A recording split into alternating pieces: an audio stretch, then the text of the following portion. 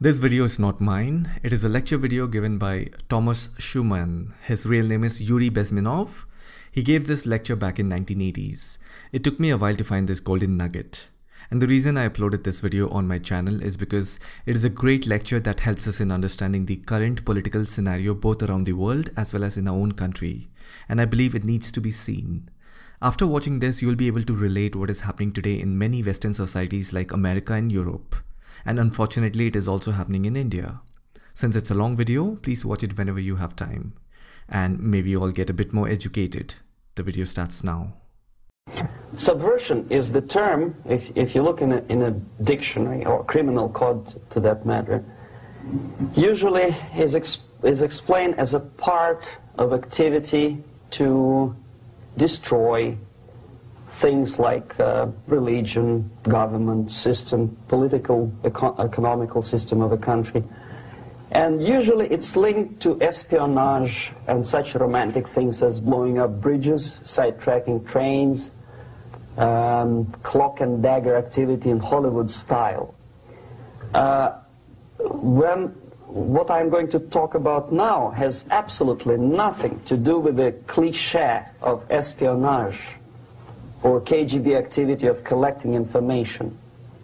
So the greatest mistake or misconception, I think, is that whenever we are talking about KGB, for some strange reason, starting from Hollywood movie makers to professors of political science and quote-unquote experts on Soviet affairs, or Kremlinologists as they call themselves, they think that the most desirable thing for Andropov and the whole KGB is to steal blueprints of some supersonic jet, bring it back to Soviet Union and sell it to the Soviet military-industrial complex. It's only partly true.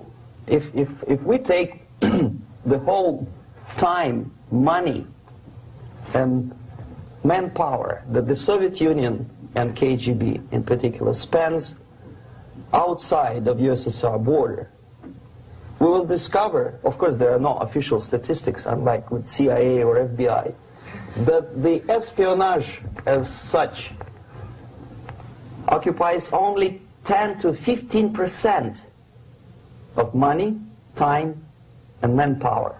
15% of the activity of KGB. The rest, 85%, is always subversion. And unlike a dictionary of English, Oxford Dictionary, subversion in Soviet terminology means always a destructive, aggressive activity aimed to destroy the country, nation, or geographical area of your enemy. So there's no romantics in there, absolutely. No blowing up bridges, no microfilms in Coca-Cola cans, nothing of that sort. No James Bond nonsense. It's most of this activity is overt, legitimate, and easily observable if you give yourself time and trouble to observe it. But according to the law and law enforcement systems of the Western civilization, it's not a crime. Exactly because of misconception, manipulation of terms. We think that subverter is a person who is going to blow up our beautiful bridges. No. Subverter is a student who comes for exchange, a diplomat, an actor, an artist, a journalist like myself was 10 years ago. Now, subversion is an activity which is a two-way traffic. You cannot subvert an enemy which doesn't want to be subverted. If you know history of Japan, for example, before 20th century, Japan was a closed society. The moment a foreign boat comes to the shores of Japan, the Imperial Japanese Army politely tells them to get lost. And if American salesman comes to the shore of Japan, let's say 60 or 70 years from now back, and says, oh, I have a very beautiful vacuum cleaner for you, with the good financing, he says, please leave us, we don't need your vacuum cleaner. If they don't leave, they shoot them. to preserve their culture, ideology, traditions, values intact. You were not able to subvert Japan.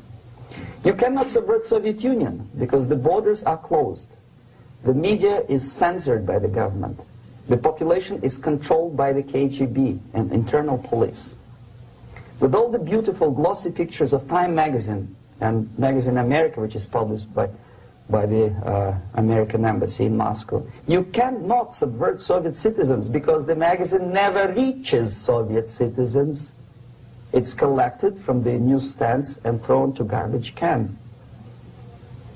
Subversion can be only successful when the initiator, the actor, the agent of subversion has a responsive target.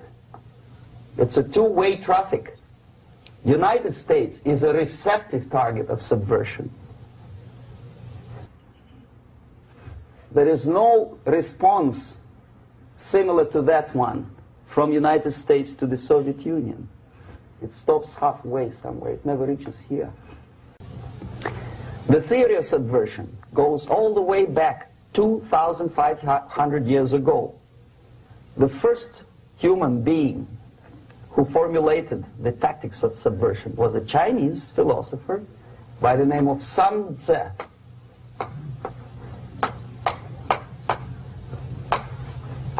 2,500 years BC.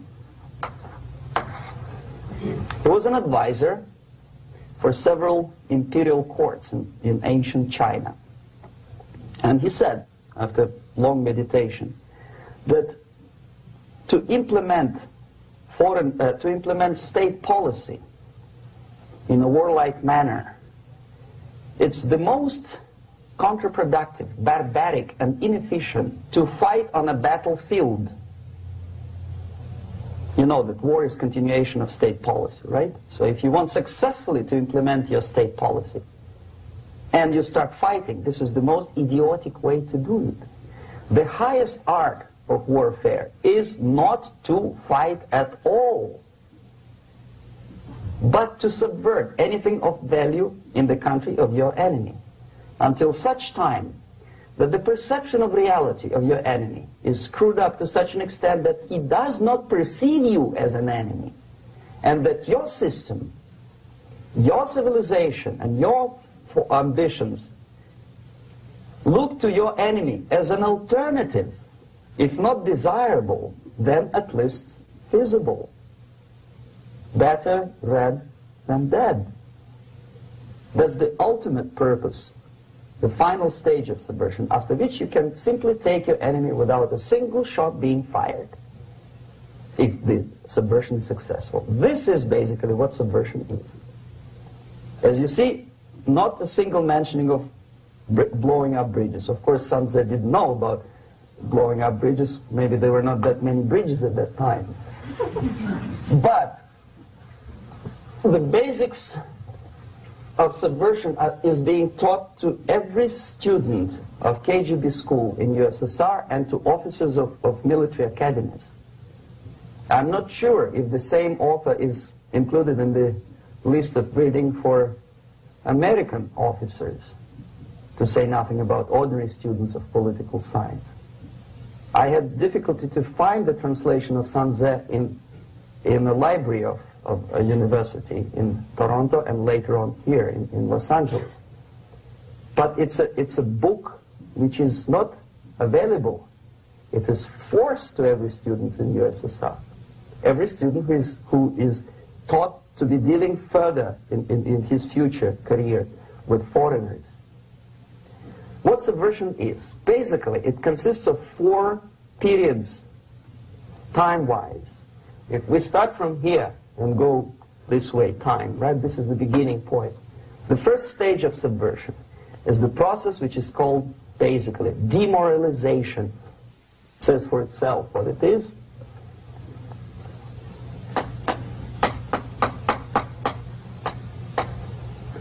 It takes from, say, 15 to 20 years to demoralize a society. Why 15 or 20 years?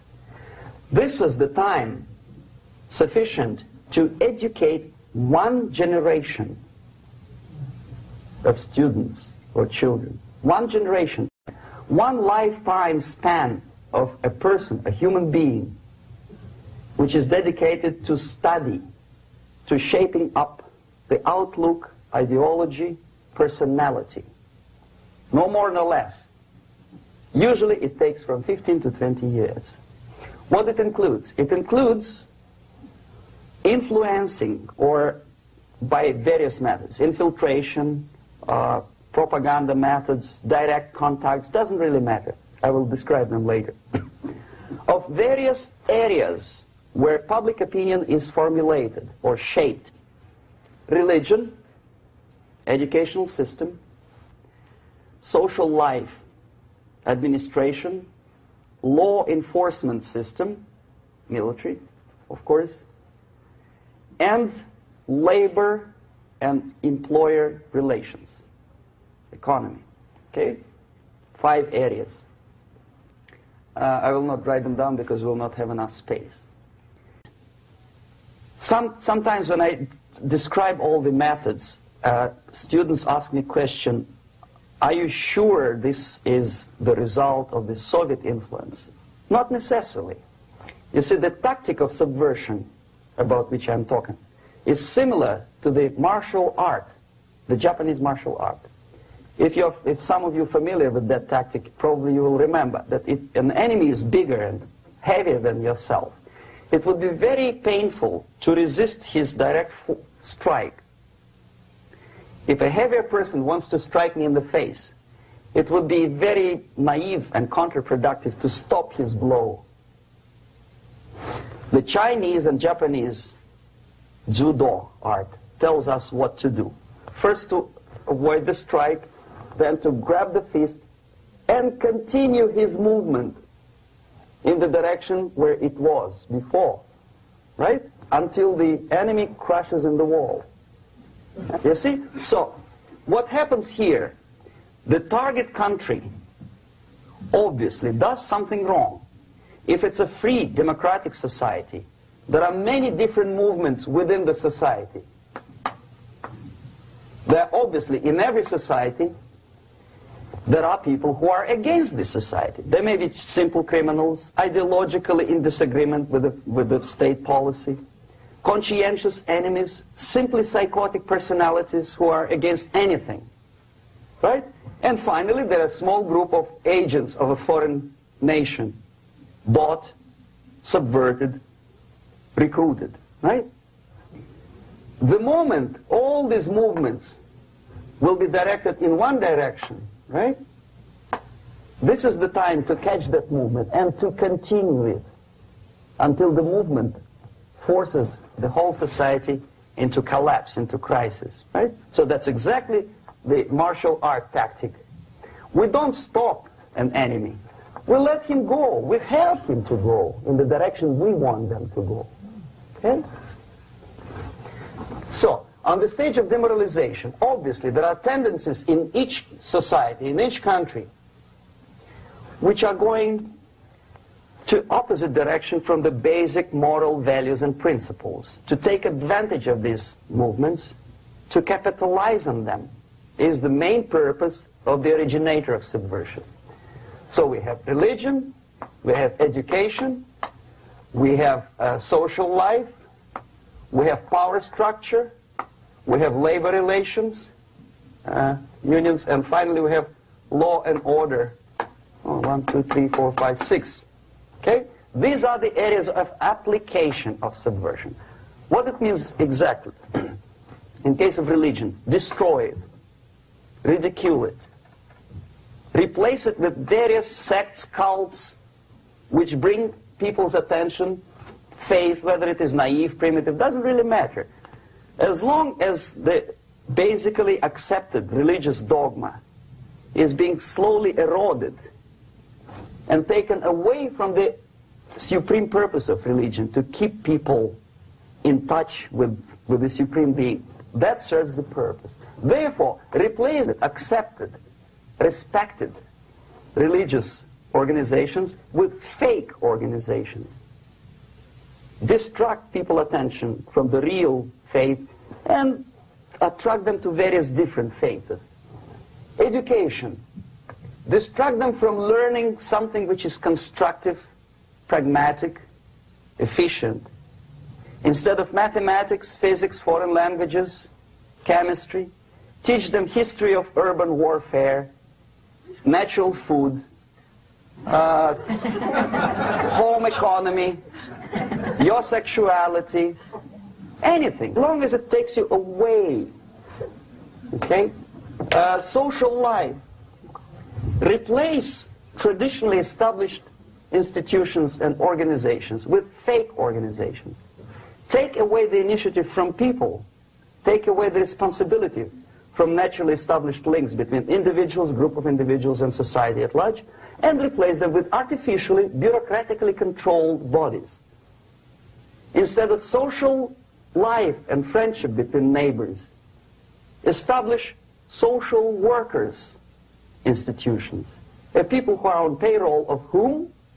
Society? No. Bureaucracy. The main concern of social workers is not your family, not you, not social relations between groups of people. The main concern is to get the paycheck from the government. What will be the result of their social work doesn't really matter.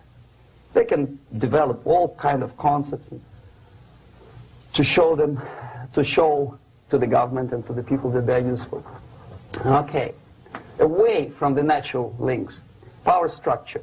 Okay, the natural bodies of administration, which are traditionally either elected by people at large or appointed by elected leaders of society, are being actively substituted by artificial bodies. The bodies of people, groups of people, whom nobody elected. Never. As a matter of fact, most of the people don't like them at all, and yet they exist. One of such group is media. Who elected them?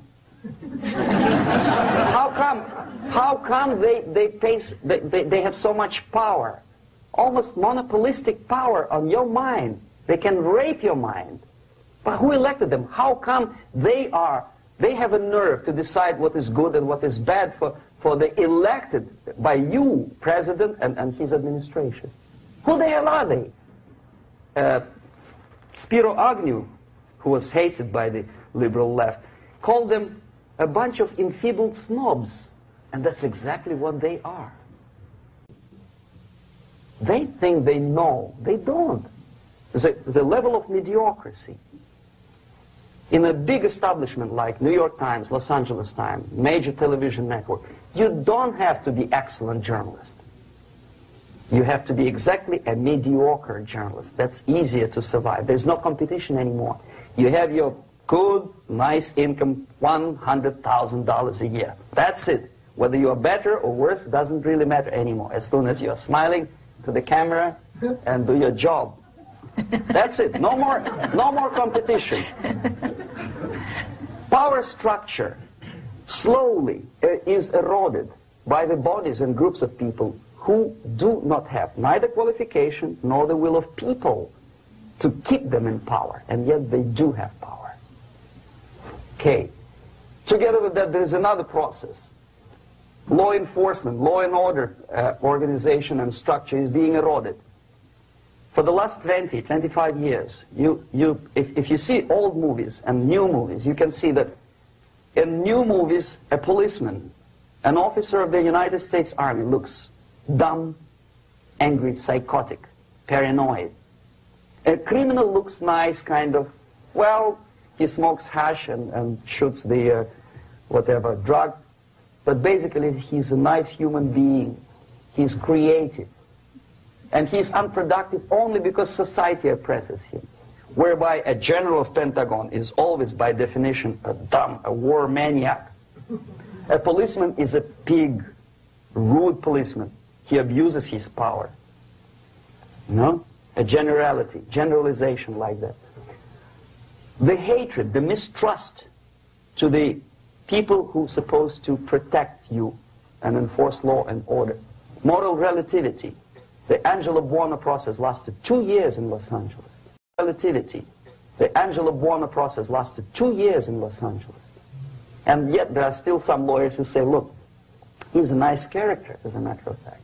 There was some witness who said, also a criminal, who said, well, he's a nice guy. I asked him one day to burn a house of my enemy, and he wouldn't do it. He's a nice fella. Erosion. A slow substitution of basic moral principles, whereby a criminal is not a criminal, actually. He's a defendant. Even if his guilt is proven, there is still a doubt. To kill or not to kill, to be or not to be. Thou shalt not kill, yes. But this line may not necessarily be applicable to a murderer. Thou shalt not murder. That should be the presumption, not that thou shalt not kill. Okay, labor relations. At this stage, within 15 to 20 years, we destroy the traditionally established links of bargaining between employer and employee. The classical Marxist-Leninist theory of natural exchange of goods. A person A has 5 sacks of grain and person B has 5 pairs of shoes. And the natural exchange without money is when they bargain between each other. And only with the introduction of the third force, C, an entirely third foreign stranger who says, no, don't give him 5 sacks of grain, give it to me, and you give me your 5 pairs of shoes, and I will distribute it accordingly, so that the economy will go. This is the death of natural exchange, death of natural bargaining. Well, trade unions were established 100 years ago. The objective was to improve working conditions and to protect the rights of workers from those employers who were abusing their right because they had more money. Objectively, at that time, initially, the trade union movement did work. What we see now is that the bargaining process is no longer resulting in the compromise, which is leading objectively to betterment of working conditions and increase of salary. What we see is that after each prolonged strike, the workers lose. Even if they have 10% increase of their salaries, they cannot catch up due to inflation and due to missed time. More than that, millions of people suffer from that strike because economy now is interdependent. It's intertwined like one body. If previously steel workers, say 100 years ago, could strike and nobody would suffer, now it's impossible anymore. If a garbage collector strikes today, the rest of the multi-million city is stinking. I mean, there's no more service. In Quebec, for example, we had the electricians who were on strike in the middle of winter. You can freeze your bottom, and they still were on strike. Did they catch up with the salary? No, they lost. Who benefited? The leaders of trade unions. What is the motivation for strike? Improving of a workers' condition? No, obviously it's not. Then what is it? Ideology.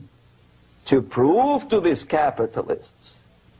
And the obedient horde of workers, like sheep, follow these people. And they cannot disobey. Why? Because if they do, you know what happens to them. Pickets, murders, shooting truck drivers by picketers. In Montreal, for example, I saw with my own eyes when I was correspondent of CBC International, Canadian Broadcasting Corporation, when the workers of aircraft factory destroyed computers and the equipment in the factory. And the administration employed strike breakers. Their cars were turned upside down and burned.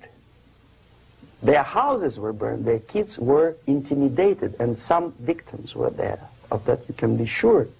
Why? To improve conditions of workers? No. Ideology. Okay, so this is what happens basically. It may or may not happen without the help of the Soviet Union.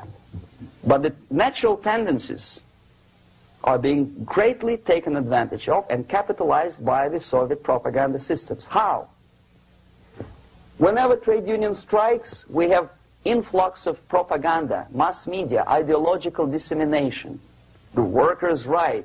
And we repeat it like parrots. Yes, workers' right. Whose rights? Workers? No. The only freedom of worker to sell his labor according to his own desire and will is taken away from him. By whom? By trade union boss. Unlimited power is given. Responsibility. I want to sell my labor not for $2.50 an hour, but for $2. I don't have right. My freedom is denied to me. I know that if I sell my work for $2 an hour, not for $3 an hour, I will compete better with the other guy who is lazy and more greedy. I don't need $3. I need only $2. No, I was made to believe by media, by business, by advertising agencies that I need more and more and more. Have you ever heard any advertising on TV to consume less? No. No way. Whether you need a six-cylinder car or not, you have to buy it. And hurry up.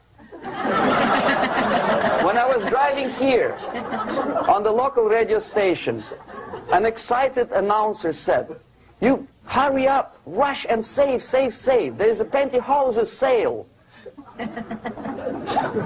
Save by buying more. See? Of course, of course. It would be too naive to expect that KGB makes that advertising agency to do such a crazy commercial. No, of course not. But what we did when I was working for Novosti Press, we would snow plow editorial offices, student organizations, religious groups with literature of class struggle. If not directly Marxism-Leninism propaganda, then a propaganda of legitimate aspirations of working class, betterment of life, equality. Equality, mind you. President Kennedy once said, we will make America to believe that people are born equal. Are people born equal?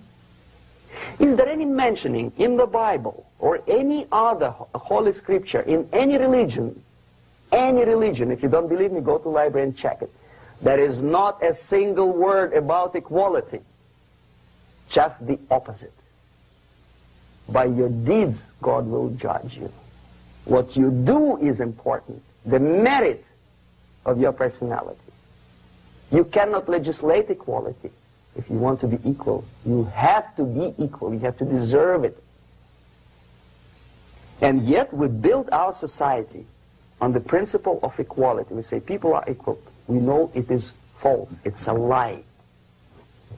Some people are tall and stupid. Others are short, bold, and clever.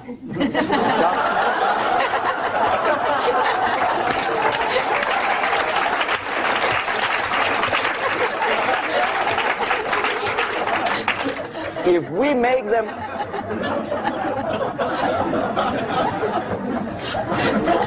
we make them equal by force, if we put the principle of equality in the basis of our socio-political structure, it's the same thing as building a house on sand. Sooner or later it will collapse, and that's exactly what happens. And we, as Soviet propaganda makers, are trying to push you in the direction which you go yourself. Equality, yes, equality. People are equal.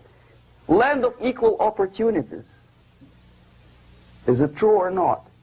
Think about it. Equal opportunities. Should there be equal opportunities? For me, and for a lazy bastard who come here from some other country and immediately registers as a welfare recipient benefits? I never received a single dollar. No, sorry, I did receive once. But I never applied for welfare. For the 13 years, I took any job. Security guard, journalist, taxi driver, anything. Well, I was restless, but some people don't like it. They immediately. So why should we have equal opportunities? Why? The equal opportunity to excel. Equal opportunity in equal circumstances, yes, but you know people are different. To excel, yes, provided we reach the same level of excellency, perfection, which is hypothetical, distant future. Yes, maybe. But we know perfectly well that even with the best intentions, people could not be equal. Why should we have equality in the, say, legal system? Myself, I'm considering myself a law-abiding citizen, and a person who comes here to rob and shoot, say, the United States administration under Carter, imported thousands of Cuban criminals. They were non-criminals, yet they were accepted. Do you think it's fair if myself and my wife from Philippines, who work like a, excuse me, horse as a lab technician in a hospital, should have the same rights as a criminal from Cuba? Why? And yet we repeat as parrots, equality, equality, equality. And the Soviet propaganda system helps us to believe that equality is something which is desirable. Democracy, as it was established by fathers of this country, of this system in the last century, is not equality.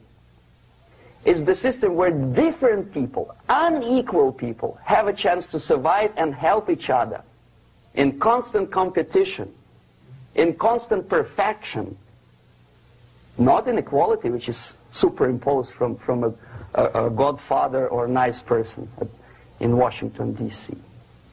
And the absolute equality exists in Soviet Union, quote-unquote equality. Everybody is equal in dirt, except some people are more equal than the others in Politburo.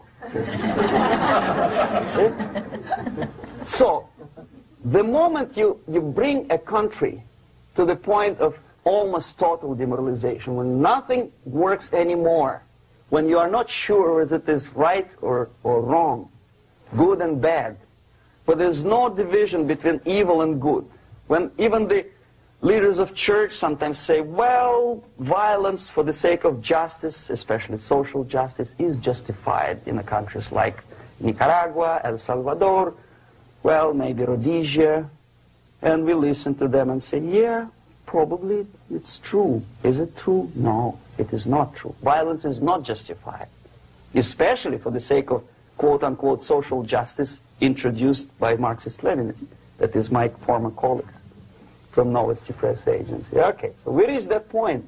The next step is destabilization.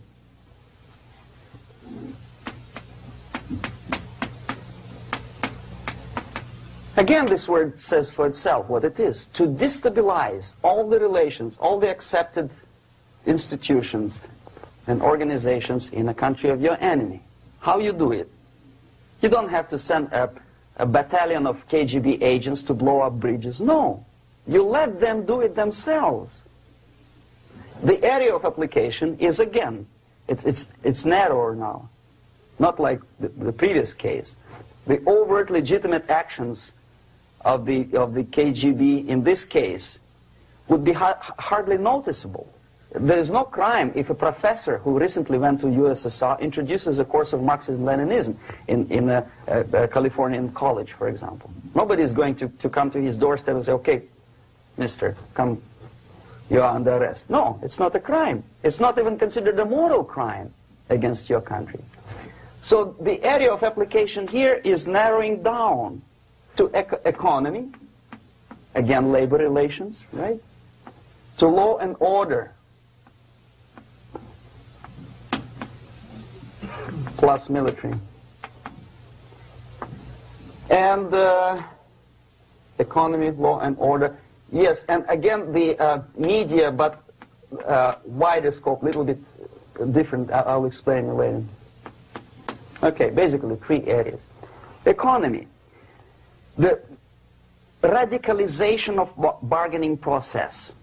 If on that stage we still could achieve, theoretically, some positive compromise between the negotiating sides with say, the arbitrary, introduction of arbitrary judges, a third side, objectively judging the demands of both sides. Here it's radicalization.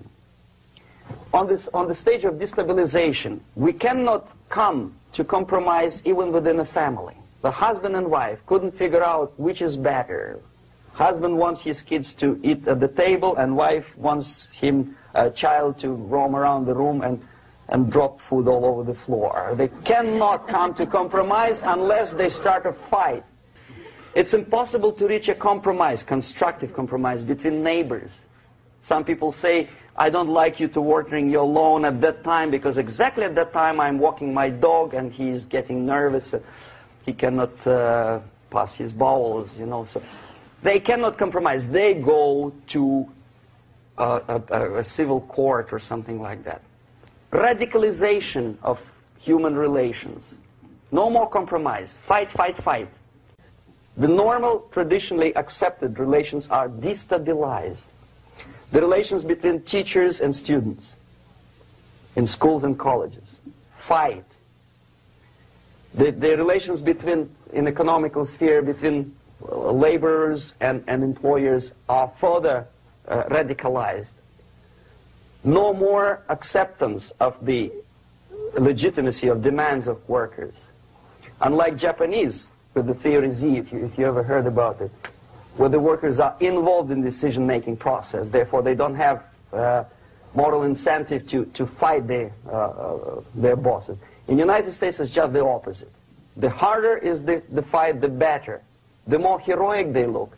When the Greyhound network was on strike recently, the correspondents of local TV networks all over the United States were approaching the strikers, and they say, oh yes, we are doing something nice. They look like heroes and they were proud. There was some family, the husband was a bus driver.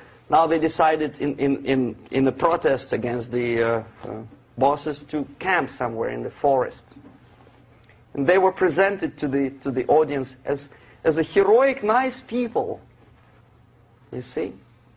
The violent clashes between passengers, picketers, and the strikers are presented as something normal.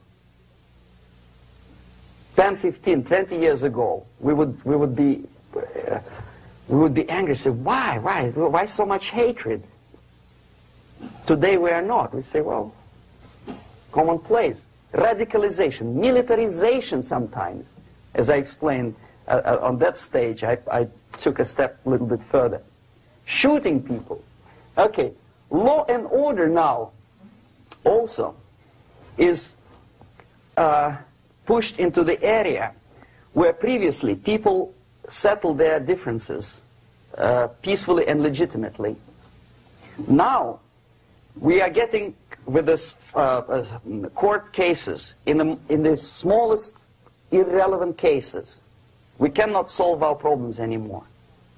The society at large becomes more and more antagonistic between individuals, between groups of individuals, and the society at large. The media puts himself in the opposition to the society in general, at large. Separate, alienated. Okay? On that stage, you remember I was talking a couple of hours ago about the sleepers. That's when the students from, say, United States, if they are trained in Lumumba University, or developing nations, that's the students I was dealing with, are being sent back from the Soviet Union here. Or if they were already in the United States, in the country, which is an object of subversion, they spring to action. The sleepers go up. They slept for 15 to 20 years. Now they become leaders of groups, preachers, I don't know, public figures. Prominently they act. They actively include themselves in a political process. All of a sudden we see a homosexual. 15 years ago he did his dirty job and nobody cared. Now he makes it a political issue. A political issue. He demands recognition, respect, human rights, and he rallies a large group of people. And there are violent clashes between him and police, his group and ordinary people, no matter what. It's black against white, yellows against green, doesn't matter where his division line goes. As long as this group come into antagonistic clash, sometimes militantly, sometimes with firearms, that is destabilization. process. The sleepers, many of whom are simply KGB agents, become leaders of the process of destabilization. Doesn't mean that Comrade Andropov sends Comrade Ivanov to the United States. The person who takes care is already here. He is a respected citizen of the United States. Sometimes he gets money from various foundations for his legitimate struggle for, I don't know, human rights, women's rights, kid lib, prison lib, whatever. There are sympathetic Americans who donate their money to him. This stabilization process usually leads directly to the process of crisis. In case of developing nations, that's the area where I was active. The process starts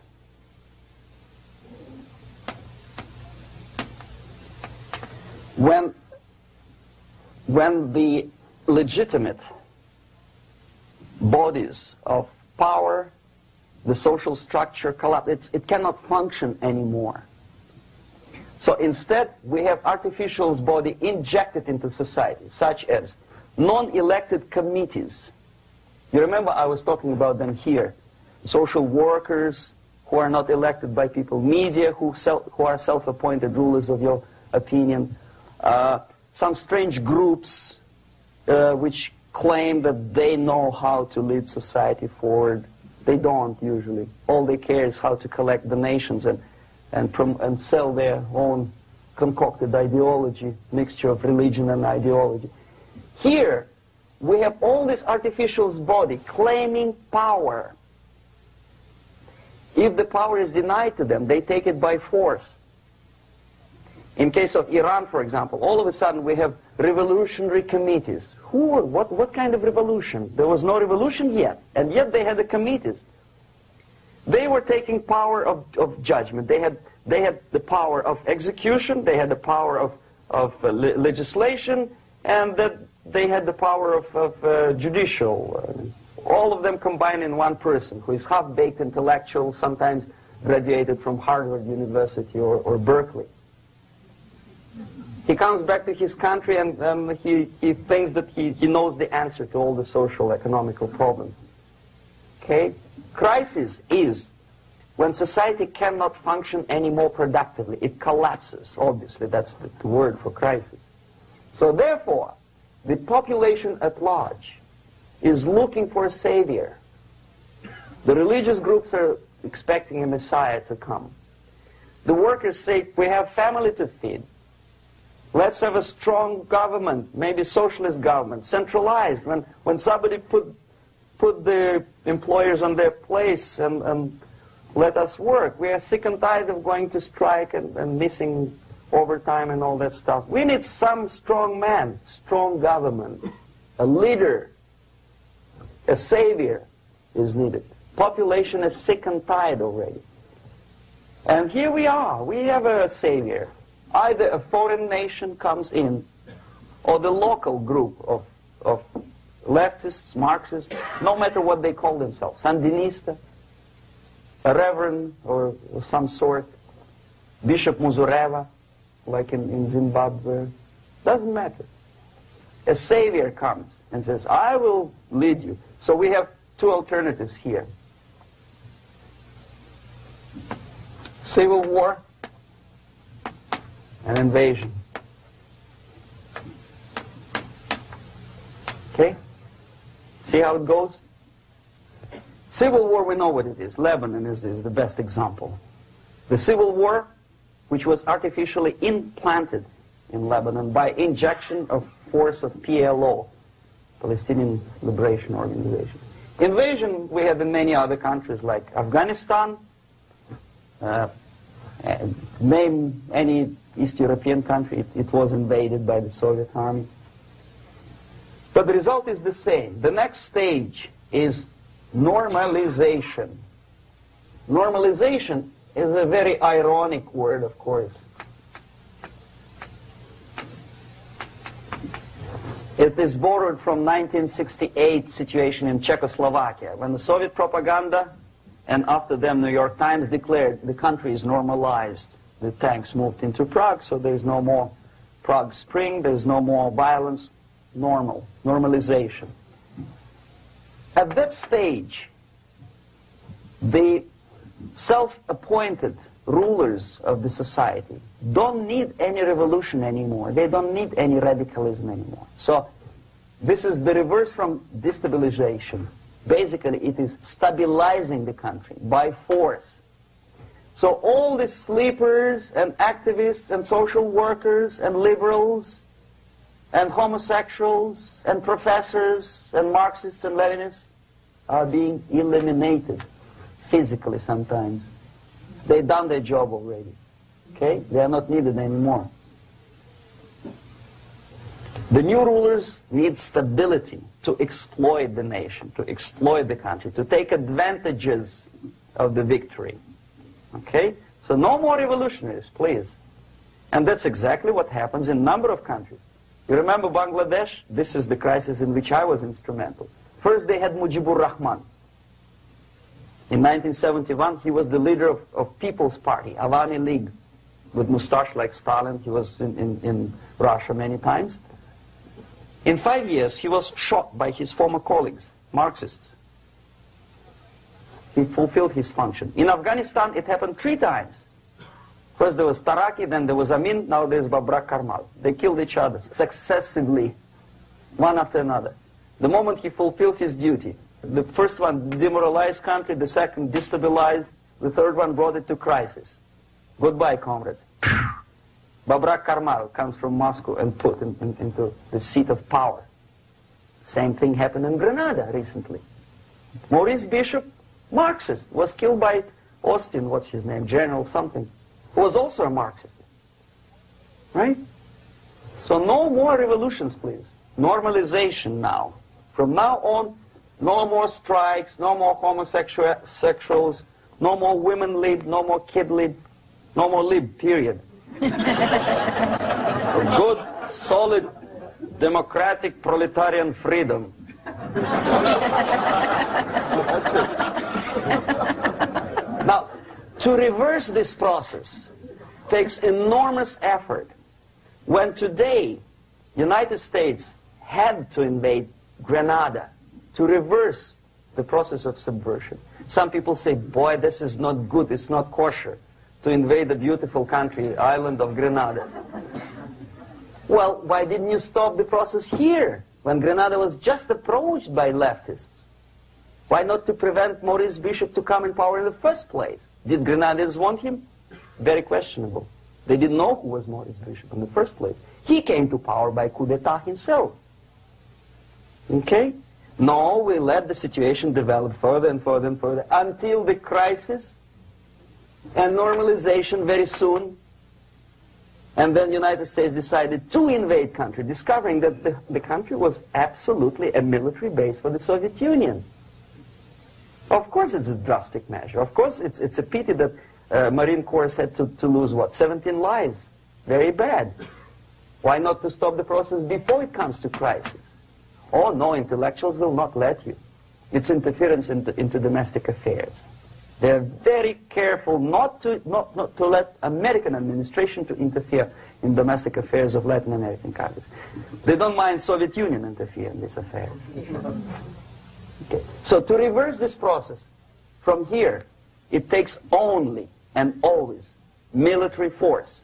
No other force on earth can reverse this process at this point. At this point, it does not take military invasion of the United States Army. It takes strong action, like in Chile.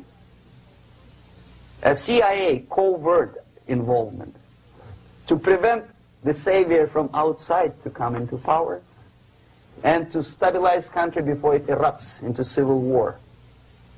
Stabilize country before it erupts into civil war.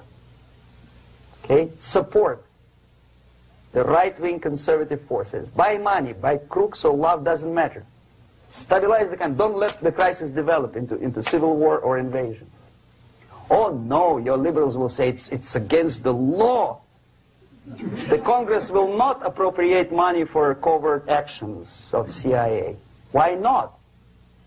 Should we wait till the normalization come and Soviet tanks land in Los Angeles airport? At that point, at the point of destabilization, also the process could be reversed. Again, easily than this. No CIA involvement at this point. You know what it takes here? Restriction of some liberties for small groups which are self-declared enemies of the society. As simple as that. Oh no, the media and liberals will tell you this is against the American Constitution. How can we, by force, deny the civil rights to criminals, for example? It's not good. Okay? So we allow them to... Okay, if you allow the criminals to have civil rights, go on and bring the country to the crisis. This is a bloodless way to do. Curb the rights. I mean, not to put them in prison. No, I'm not talking about putting all the gays from San Francisco in the concentration camp. Do not allow them to take political force. Do not elect them to the seats of power, whether it is municipality level, state level, or federal level. It has to be beaten in the heads of American voters that a person like that in the seats of power is an enemy. Do not be afraid of this word. It is an enemy. If he is not an enemy here, he will be here. Later on, he will be shot, of course. But at this point, he is an enemy. Okay? You are doing great service by denying him a right to capitalize on his own crazy ideas and become a powerful man, a man who uses the seat of power. Restriction of certain freedoms and permissiveness at that point would prevent sliding into crisis and probably will return the process of destabilization. To curb unlimited power, monopolistic power of trade unions, here, at that point, would save economy from collapsing. To introduce a law to stop private companies of raping public opinion's mind in the direction of consumerism. No company must have a right to force you into buying more unless you want it. There must be a law. You want to advertise your car? Okay. But not a single mentioning of buying it now and saving money. It must be against the law to force people to consume more. Self-restraint. Previously, before this process started, the self-restraint was a business of church, religion. Because our preachers, the fathers of church, would tell us, material values are good, but it's not the prime function of human being. Because you have to live with something. Obviously, the design for our life is not to consume more deodorants. There must be something greater. If such a complicated instrument as human body was created, obviously there must be some higher purpose for that. And it's very easy to avoid destabilization by denying the greedy companies one little freedom, one little liberty, forcing you into turning yourself into processors of unwanted products and goods. They turn you into machines, like the worm who there's inlet and outlet. So, and how long an average appliance lasts these days? Less than a year. Why? Where's workmanship? Oh, we want you to buy more. Okay. Destabilization process could be easily overcome if, as I say, the society, by its own will or after persuasion by the leaders, will come to the idea of self-restraint. It's so hard, we want to consume more, but you have to. Unless you will come to this stage, when, as we say in Russia, if Sahara Desert ever becomes a communist state, there will be shortage of sand. So you have to curb your... You have to curb your expectations at this point before it's too late. But no, we don't want to do it. Demoralization process Again, it's the easiest thing to reverse. First of all, by restricting import of propaganda. The easiest thing to do. Unlimited, unrestrained import of Soviet literature, Soviet journalists, giving Soviet propaganda and ideological agitators equal time on American TV network. It has to be stopped. And it's easy. They won't be offended, mind you. As a matter of fact, they will respect America more. But when my former colleague Vladimir Posner appears on Nightline and Ted Koppel asks him, well, Vladimir, what do you think about this? And what can he think? He is an instrument of propaganda. He thinks what Comrade Andropov tells him to think. He's just a nice, articulate mouthpiece of the Soviet subversion system. And Ted Koppel makes you believe that my friend Vladimir Posner thinks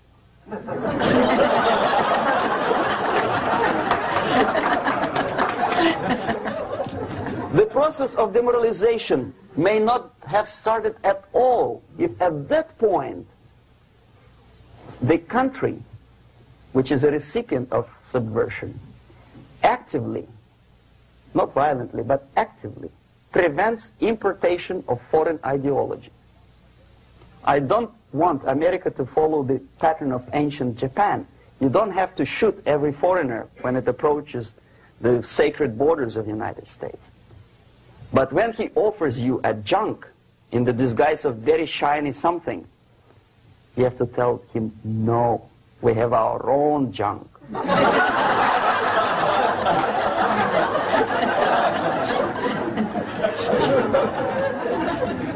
If at that point the society is strong, brave, and conscientious enough to stop importation of ideas which are foreign, then the whole chain of events could be prevented. Recently I've been to Philippines, and I was shocked how in big cities like Manila, children listen to deafening music. A melodious nation with long traditions of good, nice ethnic music, introduced by Spanish long time ago, maybe 2 centuries, 3 centuries ago, I don't remember how long. All of a sudden listen to musical garbage, blasting their radios at full blast, at full volume. Why? In India, I spent many years watching the reactions of Indians walking out of movie theaters after seeing Hollywood production. They couldn't figure out why Americans are so wasteful. They smash their cars, their shiny cars, every 5 minutes. How come they shoot each other for $500,000? Is it true that they're so obsessed with sex? Can you imagine showing a movie where each 5 minutes there's a copulation on the screen to a country like India with long tradition of respect to these private matters, or to Pakistan? And United States expect these people to respect you? No way. Oh yes, they will see the movie, they'll pay 5 rupees to see that garbage, but they walk out and will tell their kids, don't respect Americans, don't be like Americans. See? So, the process of demoralization could be stopped right here, both as an expert and as an import. And that takes one step, one very important thing to do. You don't have to expel all the KGB agents from Washington, D.C. The most difficult and at the same time the simplest answer to the subversion is to start it here and even before, by bringing back the society to religion, something that you cannot touch and eat and put on yourself, but something that rules society and makes it move and preserve it. A Soviet scientist, Shafarevich, who has nothing to do with religion, he is a computer scientist, did a very intensive research on the history of socialist countries he calls socialist or communist any country with a centralized economy and a pyramidal style of power structure. And he discovered, actually he didn't discover it, he just brought to attention of his readers, that civilizations like Mohenjo-Daro in the river Indus area, like Egypt, like Maya, Incas, like Babylonian culture, collapsed and disappeared from the surface of Earth. The moment they lost religion, as simple as that, they disintegrated. Nobody remembers about them anymore. Well, distantly. So, the ideas are moving society and keeping mankind as a society of human beings, intelligent, moral agents of God. The facts, the truth, the exact knowledge may not. All the sophisticated technology and computers will not prevent society from disintegrating and eventually dying out. Have you ever met a person who would sacrifice his life, freedom, for the truth like that? This is truth. I never met a person who said, this is truth and I'm ready to shoot me. To defend the truth. Right? But millions sacrifice their life, freedom, comfort, everything for things like God. Like Jesus Christ. It's an honor. Some martyrs in the Soviet concentration camp died. And they died in peace, unlike those who shouted, "Long live Stalin," knowing perfectly well that he may not live long. Something which is not material moves society and helps it to survive. And the other way around. The moment we turn into 2 by 2 is 4 and make it a guiding principle of our life, our existence, we die. Even though this is true, and this we cannot prove. We only can feel and have faith in it. So the answer to ideological subversion, strangely enough, is very simple. You don't have to shoot people, you don't have to aim missiles and Pershings and cruise missiles at Andropov's headquarters. You simply have to have faith and prevent subversion. In other words, not to be a victim of subversion. Don't try to be a person who in judo is trying to smash your enemy and being caught by your hand. Don't strike like that. Strike with the power of spirit and moral superiority. If you don't have that power, it's high time to develop it. And that's the only answer. That's it. Thank you.